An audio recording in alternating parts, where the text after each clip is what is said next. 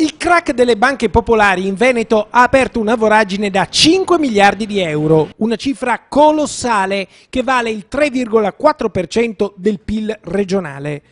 Non poco, un buco enorme che per il 44%, quindi poco meno della metà, riguarda la provincia di Vicenza.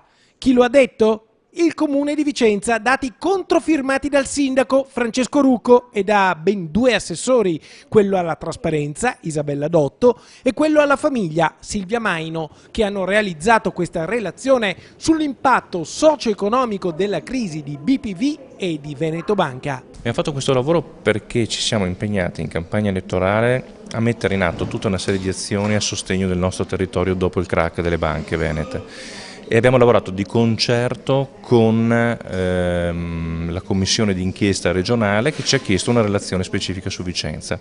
Questa relazione poi con la relazione della commissione d'inchiesta una volta chiusa verrà trasferita a Roma e con un'azione di sindacato con i parlamentari veneti, i consiglieri regionali, lavoreremo sull'aumento del fondo di ristoro dei danni. Il crack BPV è stata una voragine che ha inghiottito i risparmi di ben 39.000 soci. A pioggia ci sono state ricadute sull'intero comune di Vicenza perché le 34.000 famiglie coinvolte hanno perso casa, non hanno più potuto permettersi una badante per i nonni o una babysitter per i figli. Il quadro purtroppo è molto chiaro, è stata disaggregata completamente la struttura dell'impianto, l'impianto stesso del Veneto, a partire dalle famiglie che perdono le case, a partire dai figli che non hanno più lavoro, a partire dalle imprese, delle piccole imprese, come dicevo prima, quelle inferiori a 1 milione di euro che chiudono e degli anziani che si va verso una società, no? Di persone sempre più anziane che avranno delle esigenze sempre maggiori e alle quali dovremo dare delle risposte. I vicentini sono un popolo che ha una dignità e non si rivolge ai servizi sociali